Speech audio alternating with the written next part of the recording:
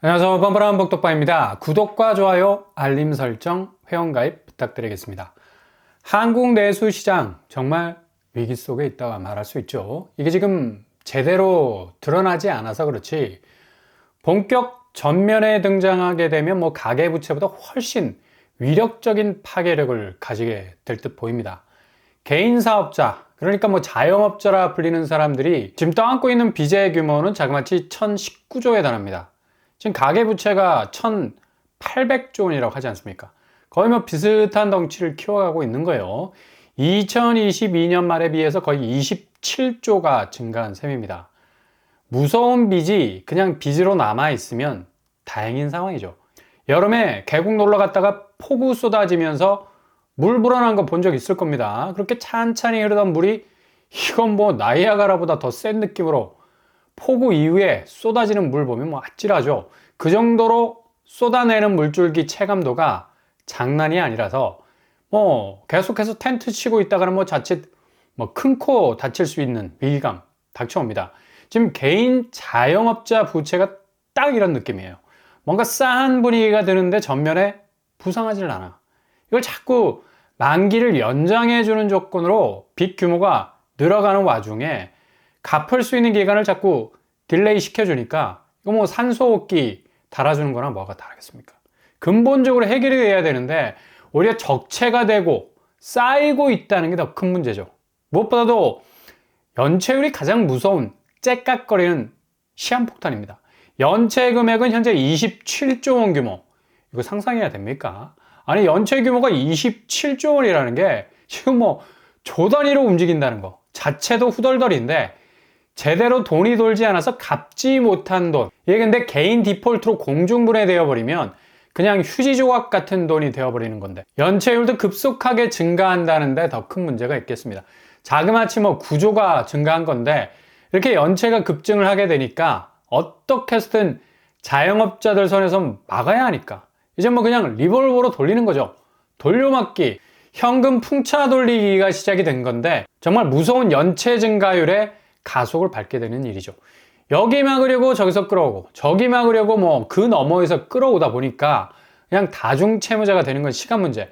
이러다 보니까 다중채무자는 더 이상 대출이 불가능한 수준까지 악화가 되는데 거의 두 손 두 발 다 놓게 되는 채무불이행에 빠질 수밖에 없게 됩니다. 이렇게 다중채무 개인 사업자는 전체 개인 사업 대출자의 절반 이상을 차지할 수밖에 없게 되는데요. 이들 대출 잔액은 무려 700조일입니다. 다중채무 대출 잔액이 불과 1년 사이에 16조가 불어난 것이죠. 연령별로 보면 20, 30대가 지금 가장 어려운 상황에 놓여 있고 연체율 증가율을 보면 30대가 가장 높은 것으로 나와 있어요. 이건 지금 가장 경제적인 생산 능력이 극대화될 수 있는 연령층에서 구멍이 나고 있다는 얘기죠. 아직 자리를 잡지 못한 나이일 수 있어서 대출원금과 이자 상환이 그냥 가시밭길. 청년 창업으로 자영업에 뛰어든 젊은이들이 그냥 내수 파괴의 진저리를 보면서 정면으로 맞닥뜨리고 있는 거죠.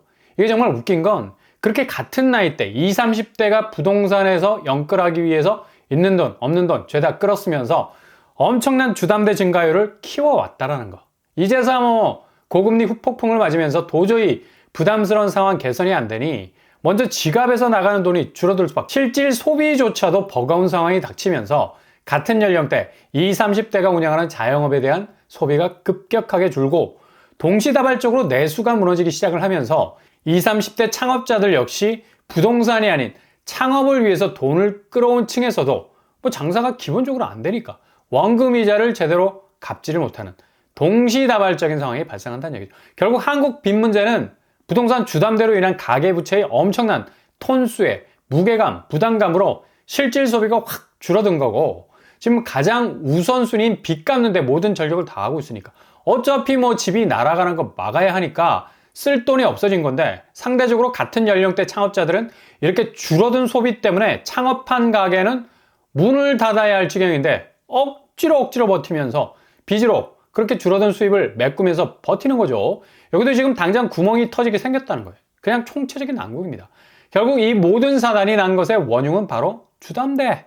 부동산 쪽으로 자금을 급격하게 끌어온 게 이젠 거의 컨트롤이 안 될 정도니까 이렇게 가계부채가 자영업뿐만 아니라 일반 개인도 급격하게 증가 추세로 불어나는 와중에 이렇게 빚의 무게가 갈수록 무거워지게 되면 결국 경제 전반의 생산력 저하는 눈에 띄게 증가하게 될 겁니다.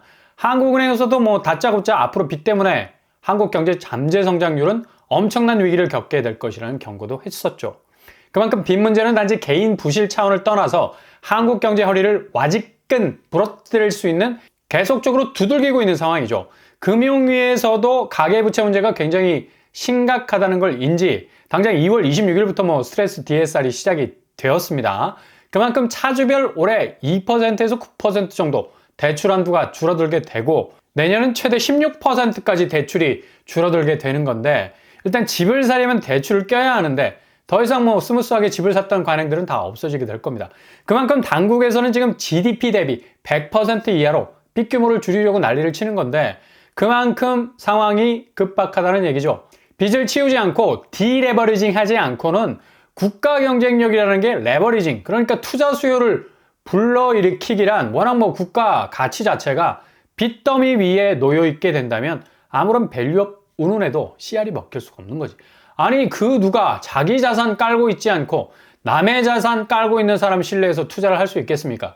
사정이 이렇게 되다 보니까 서둘러 스트레스 DSR이 시작이 된 건데 지금 화두가 된 게 당장 전세대출 DSR은 살짝 뺐어요. 근데 이거 백지화 아닙니다. 전면 백지화된 것 같은 운을 떼기도 했는데 금융위원회에서도 최근 전세대출이 가계부채를 급격하게 끌어올리는 원인으로 지목을 했죠. 전세대출도 점차 시행하겠다는 얘기죠. 이 말에 포인트가 있는 거지. 점차 DSR이 적용이 되는 게 원칙적으로 맞다라는 말까지 했습니다. 결국 4월 이후에 잠시 잠깐 스톱시켜놓은 전세대출 DSR 발효가 되지 싶습니다. 결국 전세대출 DSR 실행될 겁니다. 그러니 전면 백지화는 그냥저냥 뭐 엎어치고 둘러매치는 우회적인 표현들인 것 같고 실제적으로는 스트레스 DSR이 노리는 건 바로 대출 창구를 엄청난 압박으로 막아서라도 일단 부동산 쪽으로 흘러들어올 수 있는 자금을 차단하겠다는 굳건한 의지의 표명이죠. 초반에 자영업자들의 부채도 어마무시하고 이런 자영업이라는 내수시장의 진을 완전히 파괴해버린 소비 감소, 또 나이아라 같이 급격하게 떨어지는 지표는 결국 부동산 쪽에 왜곡된 자금이도 그것도 죄다 빚으로 뜨개질을 해놨는데 구멍이 숭숭 뚫려서 벙어리 장갑으로도 쓰지를 못해 한겨울에 칼바람이 고금리 역풍으로 몰아닥치는데 어떻게 견딜 수 있겠냐고. 그러니 이런 개인 부채 문제가 나라의 근간을 뒤흔들 수 있는 충분한 위기가 될 수 있는 거죠. 지금 집값 그리 안심할 수 있는 궤적 결코 아닙니다.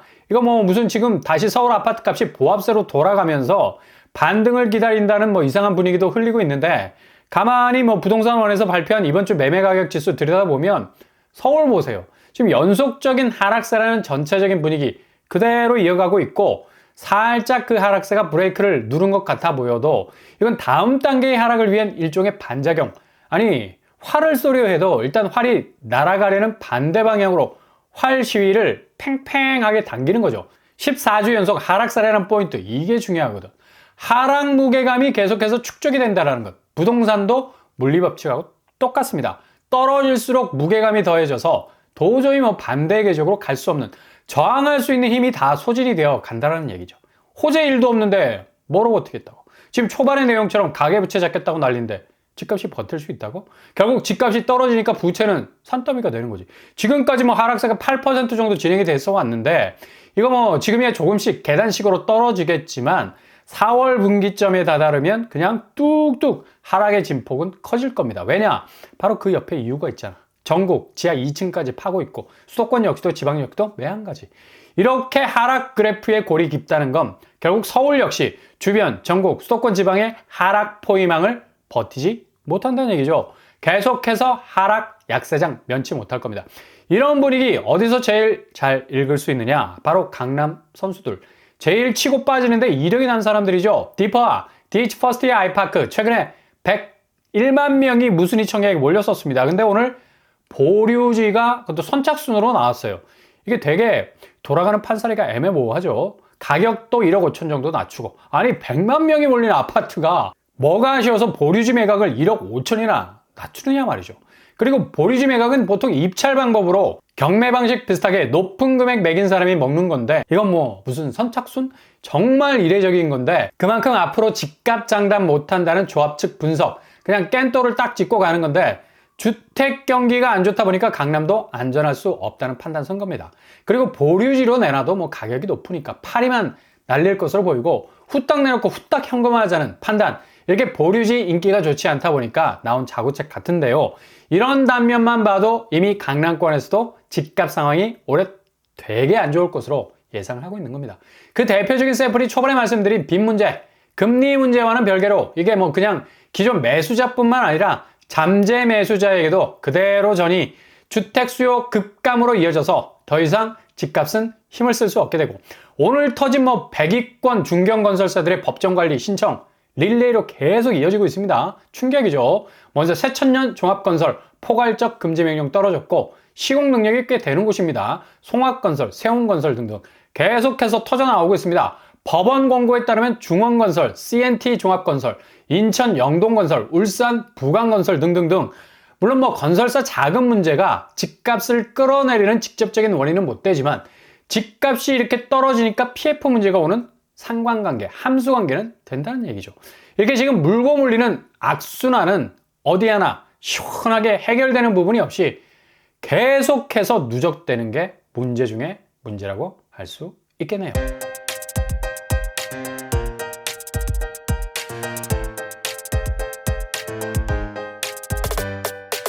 오늘의 부동산 캐릭터죠. 정말 한국 내수 시장은 깨어나지 못할 가능성 높다. 기본 빚 문제가 청산이 되지 않으면 자영업자나 고객이나 둘 다 빚 문제로 묶여있는 관계. 자영업자는 사업자금 대출, 개인은 주담대 대출. 기본 뭐 소비가 돌지 않으니까 내수는 악화일로. 그렇게 쌍방의 빚 문제는 기업으로 넘어가서 건설사 문제로까지 이어지면서 앞으로 집값은 정말 예상 범위를 넘어서는 하락세로 가게 될 듯 보입니다. 오늘도 응원합니다. 여러분의 길이 꽃길만 되실 수 있기를 바랍니다. 이상으로 뻔뻔한 복독방을 마치겠습니다. 구독과 좋아요 부탁드립니다. 감사합니다.